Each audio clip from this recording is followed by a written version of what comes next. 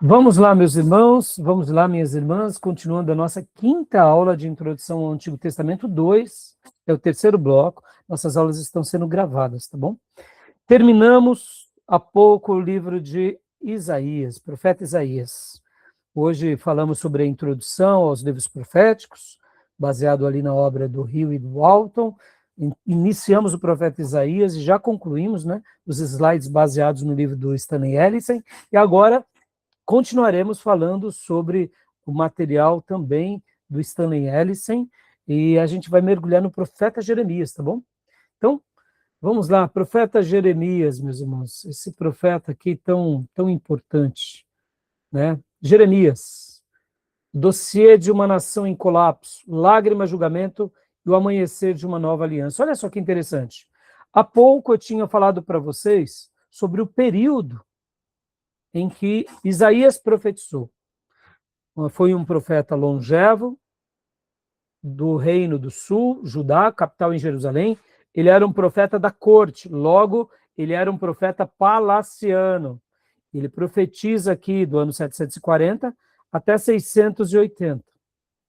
Mas ele acaba ainda sendo um profeta que o povo de Deus via ele com muita esperança, porque, afinal de contas, ele sentenciava o pecado, mas ele trazia ali uma certa esperança, porque o reino do norte tinha caído, havia sobre o reino do sul essa ideia, nós jamais cairemos, porque aqui no sul tem a linhagem de Davi, tem as promessas incondicionais de Deus, tem o templo, logo, Deus não vai deixar isso acontecer. Mas aí, pouco tempo depois, algumas décadas depois, nasce o profeta Jeremias. Aí, o profeta Jeremias começa a profetizar, e o profeta Jeremias, diferente do profeta Isaías, já foi mais cirúrgico, porque aquilo que Isaías tinha profetizado, aquilo que outros profetas já tinham anunciado, agora Jeremias estava mostrando, o final está próximo. E Deus já decretou. Então, imagine se você ser ali um habitante de Jerusalém ou de Judá, em que um profeta da linhagem sacerdotal começa a dizer que Deus vai destruir tudo. E que Deus vai castigar o seu povo e vai destruir, inclusive, os palácios e o templo. Você iria dar ouvido a esse profeta ou você ia dizer, cala a boca, profeta? Percebam, meus irmãos, olha que interessante. Foi aqui que Jeremias começa o seu ministério, mais um profeta longevo, mas ao mesmo tempo com um ministério muito mais árduo. Porque diferente de Isaías, que teve ali as oscilações, Jeremias só pegou tempestade, meus irmãos. Jeremias não teve folga, tá entendendo? Isaías ainda teve algumas folgas, com alguns reis, com alguns sinais, com alguns livramentos. Pode ver que Uzias, o próprio Ezequias, foram piedosos. Ele morre com Manassés, mas perceba que teve períodos, eu diria, de altos e baixos. Já o profeta Jeremias não, tá bom? Então vamos lá? Vamos começar aqui? Jeremias, o dossiê de uma nação em colapso, lágrimas, julgamento e o amanhecer da nova aliança. Leia para nós, irmã Sônia, por gentileza. O homem que muitas vezes, repreendido, endurece a cerviz, será quebrantado de repente sem que haja cura. Provérbios 29, 1. O propósito do dossiê. O contexto.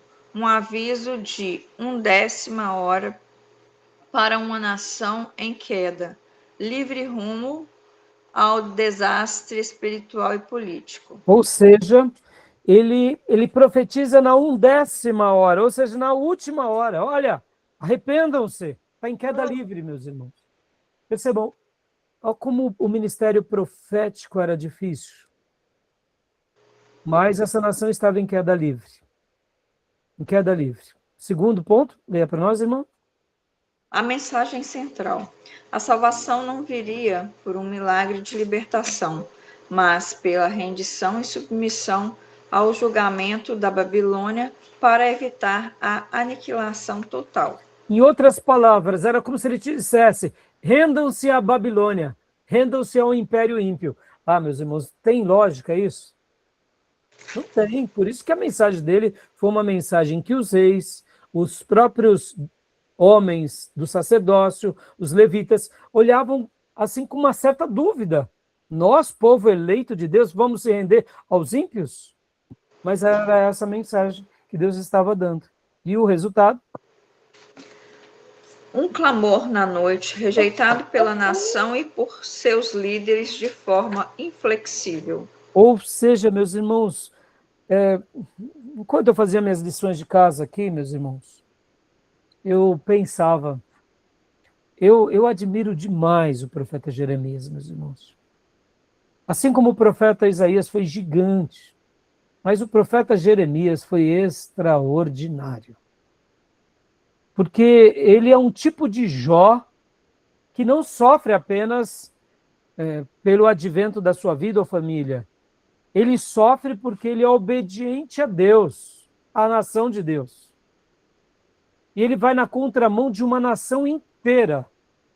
Percebam, meus irmãos, assim como Jesus disse que João Batista seria o maior lá no reino de Deus, nos céus, daquele que nasceu do ventre de uma mulher, ou seja, lá nos céus há um lugar reservado, o primeiro assento da primeira poltrona é para João Batista.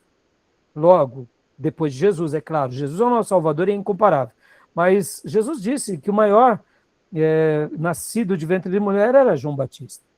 Eu diria que o segundo assento é para Jeremias, sabe, irmãos? É para Jeremias. Porque Jeremias ele foi extraordinário. Ele sofre como poucos, não desiste, deixa um legado lindíssimo. Ele é aquele que vai escrever a história dos reis de Israel, o próprio livro de Jeremias, Lamentações, e ele vai ser hostilizado durante todos os seus anos longevos de ministério. E ele morre debaixo dessa sentença, e ele só vai ser lembrado e valorizado depois da morte. Oh, meus irmãos, que coisa é essa? Que profeta é esse? É admirável, é admirável. A gente tem que estudar Jeremias, irmãos, e a obra dele, tá bom? Estou deixando aqui esses adendos, porque é apaixonante esse homem de Deus, que amou tanto a Deus e ao seu povo, e mesmo vivendo na contramão de todos, não desistiu e não abandonou a sua fé. Aleluia. Tá bom? Continuando aqui, o perfil do profeta, a vocação absoluta, leia para nós, irmã Sônia, por gentileza. O nome, né? Nome e origem: Jeremias. O Senhor estabelece, nascido em 647 a.C., em Anatote, cidade sacerdotal, filho do sacerdote Euquias. Ou seja, o nome Jeremias significa o Senhor estabelece. Ele nasce, como eu mencionei, vários anos depois de Isaías. Isaías já tinha morrido por volta ali do ano 680, ele nasce em 647, mas ele vai ser separado para começar a pregar por volta ali de 620. Ou melhor, 627. Ele tinha por volta de 20 anos. E ele era filho de Ilquias, o grande sacerdote dos dias do rei Josias. Ou seja, ele nasce num contexto sacerdotal, num momento único da nação, mas foi um avivamento sem muita fundamentação. Tá bom? Então aqui é o autor do livro, quem era ele e a data. Tempos em atividade. Leia para nós, irmã, por gentileza. Aproximadamente 45 anos totais, 40 anos em Jerusalém, 627 a 586 a.C. e 5 anos no exílio no Egito. Aconselhou 5 reis e um governador. Ou seja, meus irmãos, lembra que eu falei? João Batista senta no assento número 1 lá no reino dos céus. O assento número 2 é Jeremias. Eu acho que não é nem Abraão, é Jeremias. Porque é demais, não é menosprezando Abraão, tá, meus irmãos? Mas olha o quanto o Jeremias sofre. 45 anos de ministério, sendo 40 anos tomando pedrada dos seus compatriotas. E 5 anos lá no Egito. de tabela. E mesmo assim, o que ele faz? Não para de escrever, não para de profetizar e deixa um legado maravilhoso, inclusive mencionando sobre a história dos profetas lá da tribo do norte, que nós só conhecemos porque ele registra. Aleluia. O chamado. Leia para nós, Fia, por favor. Vocacionado antes do nascimento, Jeremias 1:5. Iniciou o ministério aos 20 anos durante o reinado de Josias. Joia. Então, possivelmente, eu até deduzo, talvez foi antes dos 20. Deixa eu só explicar um dado histórico aqui, meus irmãos. Até 20 anos, você fala assim, mas 20 anos, não, para o judeu, 20 anos ainda é um garotão, tá? 20 anos você era liberado para ir para a guerra. Você fazia parte do alistamento. Mas você ter voz entre os adultos só a partir dos 30 anos. Sabe quando a barba já está grossinha? Pois é. Antes dos 20 anos, dos 30, você não está pronto.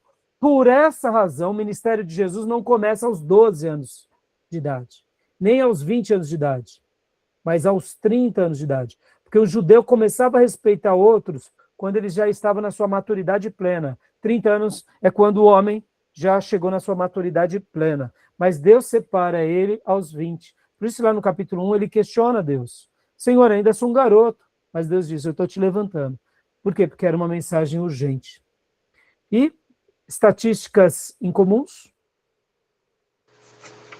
O convertidos registrados, solteiro por ordem divina e explícita, como sinal físico da futura destruição das famílias de Jerusalém. Ou seja, Deus até mesmo separa ele. Por isso que um dos profetas que mais exemplificam Jesus é Jeremias.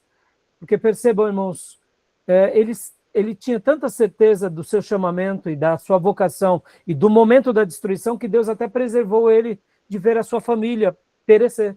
Então, por isso que ele teve o ministério celibatário, no sentido mesmo, porque estava dentro do contexto do ministério dele. Olha que interessante, né? É incomum, tá bom? Tudo bem até aí? Alguma pergunta, alguma dúvida? Pode continuar para nós, minha irmã, por gentileza? O tabuleiro geopolítico, 627 a 580 a.C. A Síria em colapso. Potência hegemônica de 2 séculos, perdendo o controle rapidamente. Nínive cai em 612 a.C.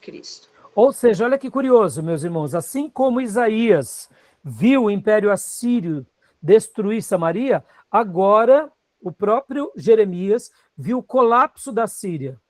Ele presenciou isso. Mas, ao mesmo tempo, meus irmãos, o poder, ele odeia vácuo. Quando um perde o poder, outro rapidamente ocupa. Essa é a história da geopolítica mundial. Não tem período que alguém não ocupe o poder. Isso faz parte da nossa vida, seres humanos. No momento que uma nação perde a força, outra ascende. Alguém ocupa, ou por força, ou por influência, mas ocupa. Então, era um momento de transição. Aqui, leia para nós, irmã, o Egito. Egito, a falsa esperança. Manobra política de fachada. Derrotado em Carquemes, 605 a.C., mas usado continuamente como salvador ilusório por Judá. O Egito era uma grande força ao sul. Lembra que o próprio Josias, nos dias da infância de Jeremias, ele vai lutar contra Faraó Neco e perde. Mas o Egito era uma pseudo-força a Judá. Lembram das alianças que o profeta Isaías já tinha mencionado? Façam alianças com Deus, não com reinos, porque reinos passam, mas a aliança com Deus permanece. Pois é, aqui Judá estava literalmente nesse epicentro. Mas leia para nós aqui a Babilônia, minha irmã, por favor. A ascensão inexorável. Sob Nabucodonosor, 605 a.C., a vara do julgamento divino, uma força militar absolutamente imparável. Ou seja, entre o colapso da Síria, a força do Egito, a falsa esperança, né, porque teve essa batalha em Carquemes, onde o Egito foi Aqui é manobra política de fachada, a derrota em Carquemes em 605. Aqui quem estava no epicentro? Judá. Pode ler, filha? Pego no fogo cruzado, um estado é tampão, Tampão. tampão frágil com alianças letais. Exato. Perceba, é um momento cruel. Fazemos aliança ou não? Perceba, irmãos, como é difícil. E como era difícil para Judá, como era difícil para os sacerdotes e para os profetas, mas é nessa hora que Deus levanta os seus profetas para dar as suas diretrizes. E é assim que Deus estava fazendo. E aqui, leia para nós, Beatriz, por gentileza, aqui a descida rumo ao exílio, 4 tragédias nacionais. Primeiro declínio. 609 a.C., a perda da liderança. O bom rei Josias é morto em Megido, né? Isso. Tentando interceptar o faraó Neco. Fim abrupto do período de reforma e reavivamento nacional. 606 a.C., o início do fim. Nabucodonosor expulsa o controle egípcio e assume Judá. Ocorre a primeira deportação de reféns nobres, incluindo o jovem Daniel. Olha só, aqui Nabucodonosor já coloca as suas bases e já diz mais ou menos assim para Judá: vocês são meus vassalos. Inclusive, eu quero nobres da corte lá na Babilônia. Aqui já começou o anúncio da queda. Percebam, o profeta Jeremias já estava profetizando e ele era mal visto porque qual era a mensagem dele? Rendam-se à Babilônia. E ninguém queria admitir que esse filho do sacerdote estava sendo boca de Deus. Percebam, meus irmãos, um profeta, ele vai na contramão do mundo. Amém, meus irmãos? Guardem isso. Estou falando para seminaristas, ortodoxos. A gente não agrada as pessoas, a gente não amassageia o ego, a gente escreve a história de Deus no coração dos homens, eles aceitando ou não. Amém? Primeiro, aqui é a primeira invasão, tá, meus irmãos? Houve 3 deportações, tá? Aqui foi a primeira deportação para a Babilônia. Aqui é a segunda. Leia para nós, Beatriz, por favor. 597 a.C., a rebelião punida. Rebelião de Judá, rei Joaquim é morto. O jovem Joaquim e a elite intelectual e militar são exilados. O templo sofre o primeiro saque. Aqui, inclusive, é quando o templo já é abalado.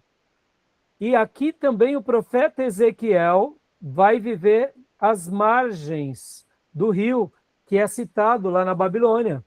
Percebam, Daniel foi levado para a corte da Babilônia.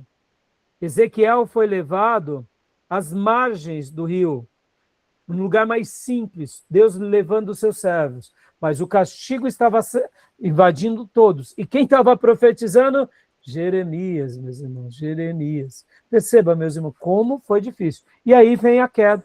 A queda. Agora, olha só, 606, 597, 9 anos depois, e depois, praticamente 20 anos depois da primeira deportação, que aqui é a primeira, segunda e a terceira. Aqui é quando Deus já estava usando o profeta Jeremias, Deus já tinha falado para os reis de Judá, e os reis de Judá pegavam as profecias de Jeremias e queimavam no fogo. Perceba, meus irmãos, olha como foi difícil esse ministério. Leia para nós, Fia, por gentileza. 586 a.C., a destruição total. Após nova rebelião e 2 anos de cerco, Jerusalém e o templo são completamente arrasados por Nabucodonosor. O impensável se concretiza. Ou seja, o que aquele profeta lunático, desequilibrado, filho de um grande sacerdote, tudo que ele tinha dito era verdade. Toda a nação eleita de Deus, com a casa de Deus, sucumbe, e a única coisa que fica de pé é a palavra de Deus na boca daquele profeta. Isso nos deixa assim com uma mensagem imensa, não, irmãos, nos nossos dias. Tá bom? Alguma dúvida? Alguma pergunta? Tomé, leia para nós, por gentileza, filhote. O pêndulo espiritual, a raiz do colapso. O legado de Manassés, idolatria profunda, derramamento de sangue e corrupção moral enraizada. Seu longo reinado esgotou definitivamente a paciência divina, selando a destruição de Judá. Dá uma pausa aqui, meus irmãos. Lembram, ó, nós estamos falando de dois profetas da tribo do sul. Profeta Isaías, que para e começa agora Jeremias. Mas olha a maldade dos reis. Quando líderes maus são colocados no poder, o povo acaba cedendo às práticas. E aqui vem um julgamento divino. Então percebam agora nessa leitura aqui. Leia para nós, Tomé, por gentileza. A reforma de Josias, 640 a 609 a.C. Rei aos 8 anos, buscou a Deus aos 15, erradicou ídolos aos 19, aos 25 descobre o livro da lei e promove a maior Páscoa desde os dias de Samuel. No entanto, percebam, meus irmãos, tudo isso acontece, mas não foi suficiente para esse povo corrupto ter se arrependido de coração. Deus estava movendo as águas, mas guardem isso, meus irmãos, isso daqui, irmãos, isso daqui me deixa com o coração apertado, porque como pastor dessa geração, será que Deus não está dando sinais para nós que haverá um julgamento no Ocidente? Será que Deus não está dizendo para a igreja brasileira, abram os olhos, se arrependam dos pecados, dos ídolos invisíveis, do ídolo da prosperidade, do ídolo da egolatria? Percebam, irmãos, é muito interessante isso. Hoje, nós brasileiros vivemos por momentos de avivamento, mas percebam como as pessoas estão indo para a igreja pelas motivações erradas. Elas até se apaixonam por Jesus, mas chegam na igreja de Deus, é dado um outro Jesus e é dado as bênçãos, que aí as pessoas acabam tendo não uma conversão, mas um convencimento. De conversão vira convencimento e vira uma fé barata. Percebam, olha como é curioso. A história vai se repetindo, né? Os colapsos, o pêndulo espiritual vai pendendo, né? Tá bom? E o veredito, por gentileza, também. Veredito, um reavivamento superficial. Apesar da sinceridade do rei Josias, a mudança não enraizou no coração dos líderes do povo. Com sua morte, a idolatria retornou quase instantaneamente. Ou seja, passa-se Manassés, ele faz horrores, vem Josias, acende o fogo, mas muitos corações não foram inteiros. De quem? Do povo. E aí, logo depois que Josias morre, os demais reis, durante o ministério de Jeremias, não deram ouvido a esse profeta. E o povo? Também não. E os sacerdotes? Também não. E os levitas? Também não. Quem de fato que deu ouvido a Jeremias? São pouquíssimos. Nós temos Baruque, que era o seu cronista. Nós temos uma família de uma tribo beduína, que era os recabitas. Meus irmãos, que coisa trágica, não? Mas essa foi a realidade. Por isso que esse profeta foi chamado de um profeta mal visto, porque foi um contexto muito difícil, né? Então, leia para nós também, por gentileza, a arquitetura do livro, 52 capítulos de advertência. Tema geral, rebelião. Tema geral, rebelião final de Judá e retirada da terra da aliança. Capítulos de 1 a 20. Julgamento antecipado. Profecias durante a época da reforma de Josias e os pecados acumulados. Capítulos 21 a 39. Julgamento dos líderes. O embate direto com os reis rebeldes, o cerco final e o colapso das falsas esperanças. Capítulos de 40 a 45. O restante rebelde. O caos pós-queda, a fuga covarde de líderes e judeus para o Egito. Capítulos 46 a 51. Julgamento das nações. A soberania divina sobre todo o Oriente Médio, culminando na própria Babilônia. Capítulo 52. Reafirmação histórica. Um apêndice factual confirmando a precisão absoluta da queda predita. Ou seja, aqui é uma divisão do livro, é óbvio que, como eu já mencionei, existem várias outras divisões, mas é uma boa síntese da obra e do livro de Jeremias, tá bom, meus irmãos? Tudo bem até aí? Percebam que é julgamento antecipado, julgamento dos líderes, o restante rebelde, julgamento das nações, reafirmação histórica. Pelo amor de Deus, só julgamento, né, meus irmãos? Mas era, meus irmãos, o povo ficou com uma dura cerviz. O que é dura cerviz, meus irmãos? A cervical. Ou seja, não se dobra, não se rende, não se prostra. Por isso que o rei Davi disse que o sacrifício que Deus se agrada é um coração quebrantado. O quebrantamento faz parte de um filho de Deus. Abraão era quebrantado, Moisés foi quebrantado, Davi foi quebrantado, os apóstolos, Jeremias.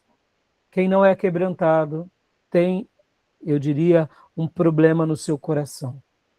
Né? O ego, o pecado, o erro, cega o entendimento, o diabo cauteriza a consciência e faz com que essa pessoa viva na sua cegueira, mesmo vendo o castigo diante de si. Foi o que aconteceu com o povo de Deus durante esse período longo, de 45 anos, meus irmãos. 45 anos, tá bom? Continuando aqui. Paradoxo profético, o patriota versus o traidor. Por que isso, irmãos? Porque, vamos lá, como eu mencionei, Isaías parecia ser o grande patriota, porque ele falava uma profecia ruim, mas dava um refresco, né? Dava um suquinho, dava um sorvetinho. Agora vem Jeremias, é só fogo no lombo. Então, leia para nós, irmã Sônia, por gentileza, o Isaías, o passado. O contexto. A nação ainda possuía margem para arrependimento e salvação. A mensagem. Resistência leal. Confiem na intervenção e do poder de Deus da vitória contra o império inimigo. O status político. Visto e reverenciado como herói nacional. É normal, né? Tem refresquinho na ponta, Deus age, destrói o inimigo. E por que o profeta Jeremias não disse que Deus batalharia por eles? Porque, meus irmãos, aqui a questão é outra. Aqui, o rei, a corte, os sacerdotes, os levitas já tinham feito aliança com o pecado. E Deus tinha dito, se arrependam. Não, é como se eles dissessem, nós não vamos se arrepender. Então não tem outra opção a não ser o castigo. Vocês vão aprender a me obedecer lá na Babilônia. Já que a promessa de Deus ela é incondicional, porque o Salvador teria que vir da tribo de Judá, Deus teria que agora mudar a sua estratégia e ensinar o povo eleito no meio dos ímpios. Tinha que ensinar o povo das bênçãos, agora vivendo debaixo da escravidão. Tinha que ensinar o povo do templo glorioso, agora viver sem templo, somente com a palavra de Deus. E aí vem o Jeremias, que é um profeta, né, não bem visto, não tão bem visto.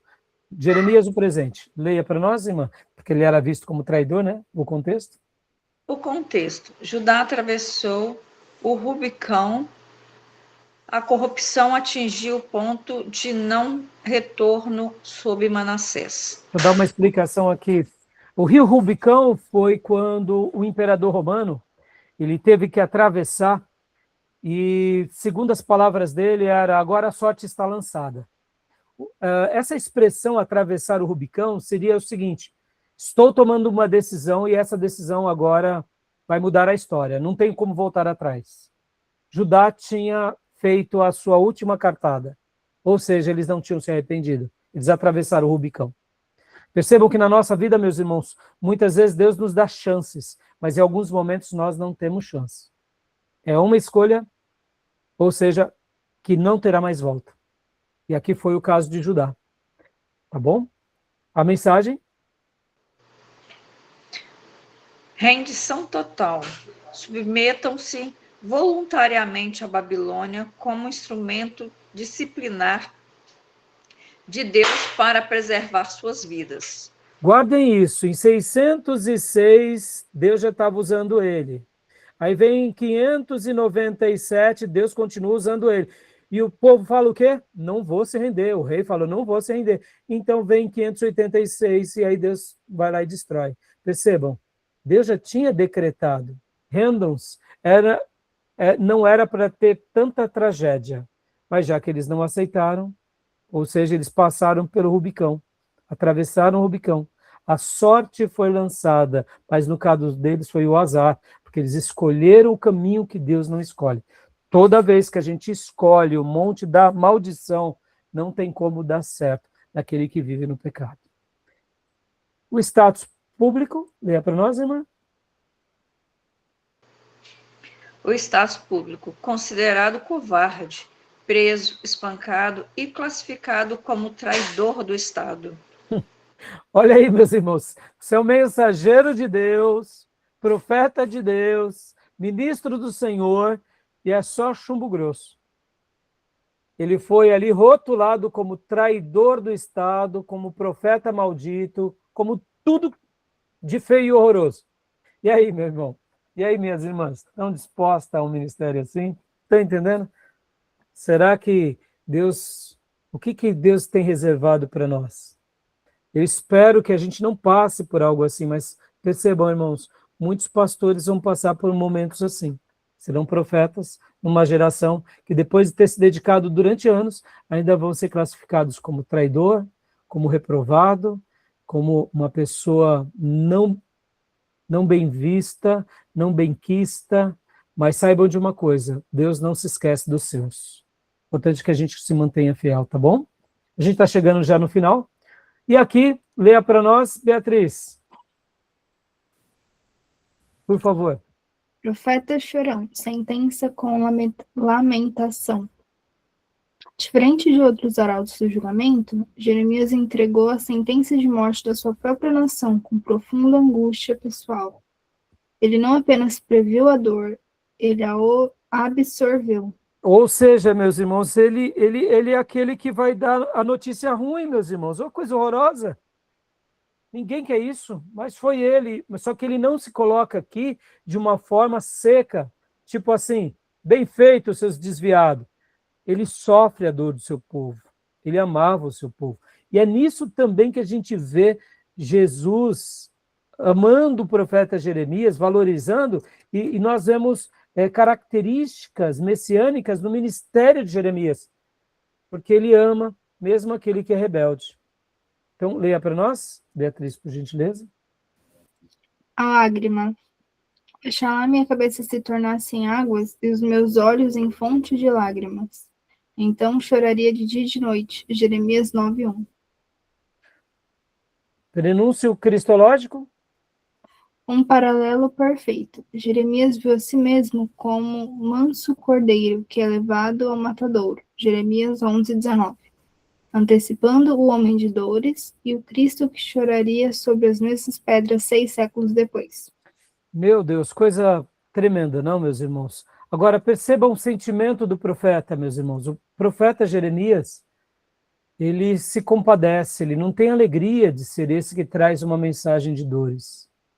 Ele chora com o seu povo, ele faz como Moisés, ele intercede. E percebam que o próprio Deus vai dizer para ele, para de chorar, Jeremias. Que duro, não, irmãos? Tá bom? Dilema da genealogia, desmistificando a maldição. Leia para nós, Beatriz, por gentileza, o mito teológico. A maldição de Jeremias 22:30 anulou o direito de Jeconias e de seus descendentes, incluindo Jesus via José ao trono de Davi. Rei Zedequias, né? Aqui, e aí vem esse ponto, o julgamento verdadeiro. A maldição foi direcionada ao arrogante rei Zedequias. Seus filhos foram mortos diante dele, encerrando sua linha direta. Rei Jeconias Joaquim. Zorobabel neto. A prova histórica. Jeconias foi poupado na Babilônia. Seu neto Zorobabel retornou a Judá como governador, explicitamente chamado de Anel de Selo Divino.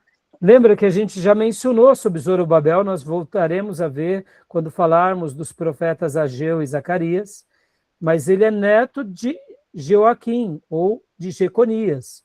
Logo, é de Zorobabel, quando a gente pega Mateus, que a gente vê que vem Jesus, ou seja, da linhagem de Davi, tá bom? Conclusão? A linhagem messiânica de Jesus, através do trono de Davi, permaneceu intacta e blindada por aliança incondicional. Deus profetizou que a linhagem de Davi sempre haveria alguém. Deus pune os culpados, mas absolve aqueles que não têm culpa, e assim a promessa incondicional se mantém de pé. Guardem isso, meus irmãos. Nas promessas incondicionais, Deus trabalha indiferente de nós. Felizes somos nós que damos ouvido a isso. Deus cumpre a sua palavra, mesmo quando a gente falha, tá bom? Tudo bem até aí? Tranquilo? Ponto de virada. Pode ler, Beatriz, por gentileza. Esperança inquebrável no abismo. No exato epicentro do capítulo mais sombrio da história de Israel, Jeremias introduz promessas revolucionárias de restauração. A preservação da semente, garantia de continuação da casa de Jacó e da linhagem real de Davi, não importando a vastidão de destruição presente. Percebam, meus irmãos, que os profetas gostam de chamar muito de Israel de Jacó. Ó vermezinho de Jacó. Porque Jacó é a lembrança de quem? Do atrapalhão, né, irmãos? Percebam, nós todos temos um pouco de Jacó dentro de nós. Não é verdade, irmãos? Somente depois que ele passa pelo Vale do Jaboque, que ele se transforma em Israel. Deus é aquele que sempre vai ter misericórdia dos seus, tá bom? O retorno predito, leia para nós, Fia. A profecia explicita de que o cativeiro babilônico teria duração exata de 70 anos, transformando-se na bússola de esperança para os exilados. Ou seja, perceba, Deus dá uma palavra, olha, depois desses 70 anos tudo vai mudar. Não deixa de ser um retorno predito. E a lógica divina? A aliança incondicional com os patriarcas não pode ser anulada pelo pecado humano. Eles são invioláveis como a lei natural de que o dia sempre seguirá a noite. Aleluia, meus irmãos, é nisso que nós devemos saber e descansar, que hoje, quando servirmos uma igreja, a igreja não é nossa, a igreja é de Jesus. E assim como Deus venceu na nossa vida, Deus vai continuar vencendo nas outras gerações, porque a igreja é dele e a igreja sempre será vencedora em Cristo, indiferente de quem esteja ali, porque ela é a noiva do Cordeiro. Mesmo que ela precise de algumas disciplinas, ela será vencedora e triunfante, porque ela é do noivo. Amém, meus irmãos? Então aqui é maravilhoso, porque segue sempre essa lógica divina, tá bom? Leia para nós, Tomé, por gentileza, a nova aliança, o apto teológico, Jeremias 31 a 34, ou seja, a antiga aliança é o Sinai. Leia para nós, por gentileza. A antiga aliança, Sinai, natureza, condição é baseada num código externo escrito em pedra, garantia, privilégio temporário do uso da terra, resultado, desprezada, quebrada e resultou na dolorosa expulsão da nação para o exílio babilônico. Ou seja, Deus estava dizendo, meu povo de Judá, meu povo de Jerusalém, meus sacerdotes, eu não quero uma aliança em pedras, eu quero uma nova aliança.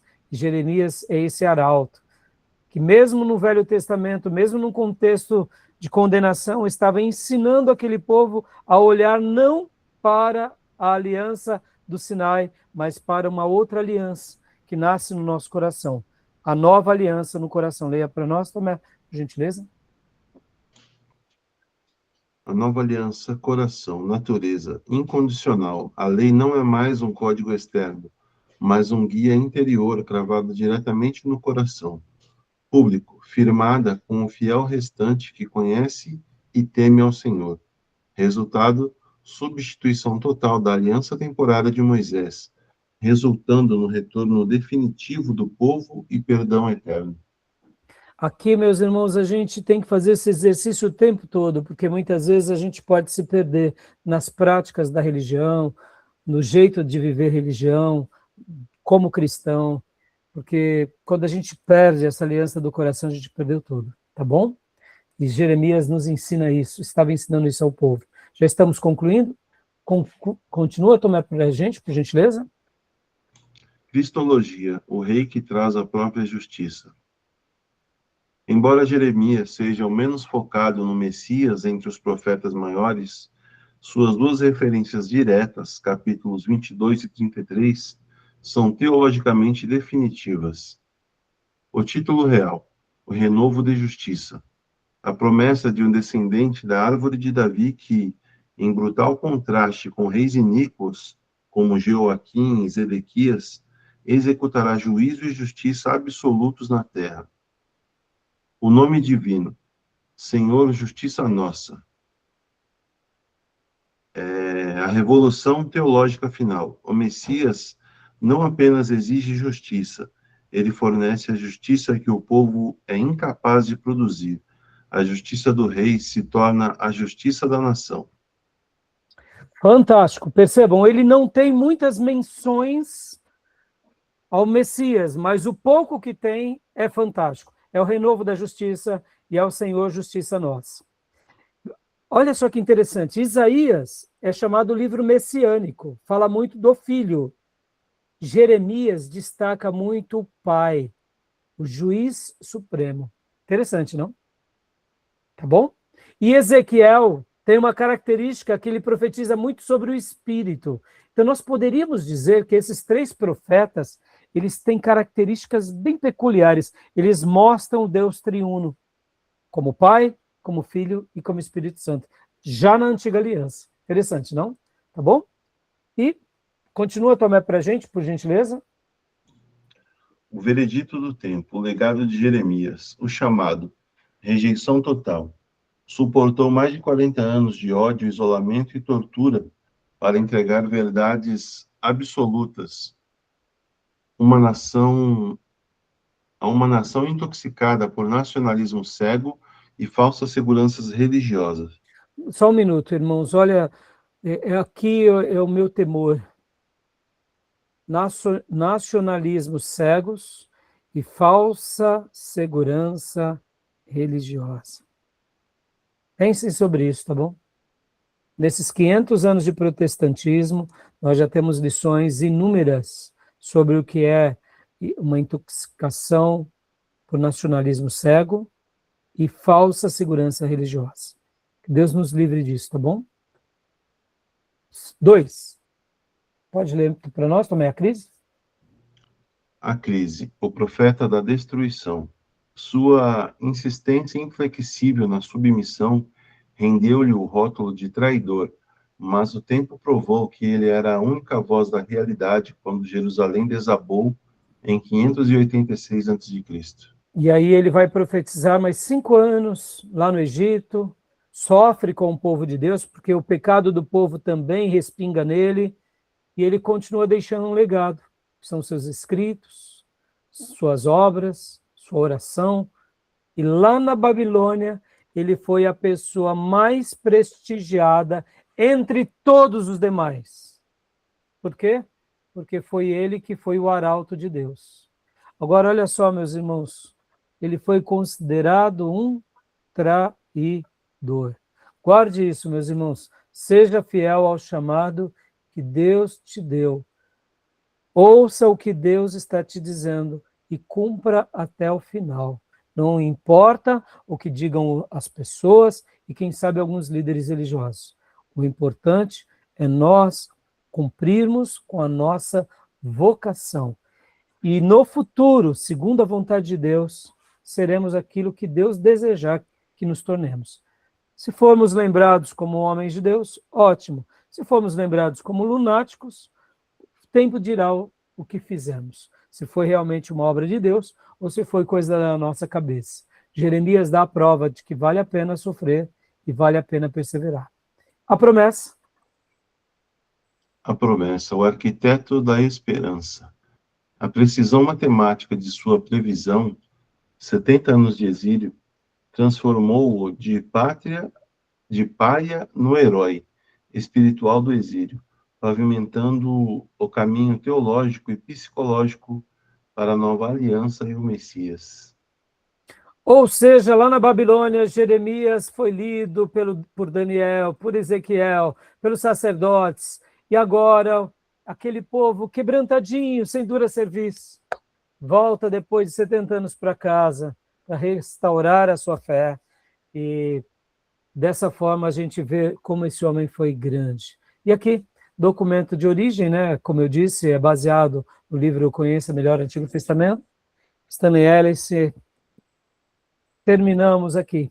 Ficamos devendo Lamentações. Ai, ai, ai. Gostaram, meus irmãos? Que delícia, não? Sou suspeito de falar, né? Dá vontade de ser mais crente, não dá? De vigiar também, né, pastor? Opa! Boa, boa, Bia, boa. Mascotinha esperta, é isso aí.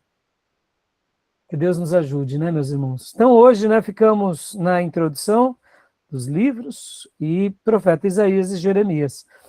Eu tinha separado assim, na sexta aula, que será na próxima aula, eu já ia falar sobre Ezequiel e Daniel, então vou ter que acrescentar Lamentações, Jeremias, né? Ezequiel e Daniel, tá bom? A sétima, 10ª aula, nós vamos para os profetas chamados menores, tá bom, meus irmãos? E aí fechamos. E olha, não é porque menores não, viu? Os profetas menores foram fantásticos. Foram guerreiríssimos, em contextos também difíceis.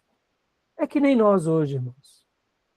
Que Deus nos ajude a ser fiel no pouco, que Ele nos honre, que Ele esteja do nosso lado, que nosso coração esteja nele, e que Ele possa, né, quem sabe, fazer grandes obras enquanto estivermos vivos também. Mas a nossa vida não é nossa, né, meus irmãos? A nossa vida é dele. Então, como será o tamanho do nosso ministério, nosso alcance? Não pertence a nós, pertence a Ele. Tá bom, meus irmãos? Querem tirar alguma dúvida? Não? Algum acréscimo? Não? Então, querendo Deus, nos vemos amanhã no nosso culto de oração, que toda vez que a gente vai para a casa do Pai, a gente se encontra com Jesus, como eu preguei domingo, né? No Bet Abba, casa do Papai, a gente se encontra com Jesus, a gente possa continuar se encontrando com Jesus e aprendendo da parte dele, fazendo a obra, amém? E com os demais irmãos, a gente se vê na quinta-feira, querendo Deus, amém, meus irmãos? Amém. Glória a Deus. Glória a Deus. Melhoras, viu, Bia? Melhoras para você, tá? Obrigada. E, irmãs, Sônia, eu vi o Nicolai, né? Ele passou aí enquanto a irmã lia, né? Manda meu abraço para ele e para o marido, tá? Sim, sim. Tá joia? Sim, sim. Então, Deus abençoe, meus irmãos, minhas irmãs. Uma boa noite para todos, viu? Boa noite, Deus Amém. abençoe. Boa noite. Boa noite, gente. Bom descanso. Graças a Deus. Deus abençoe.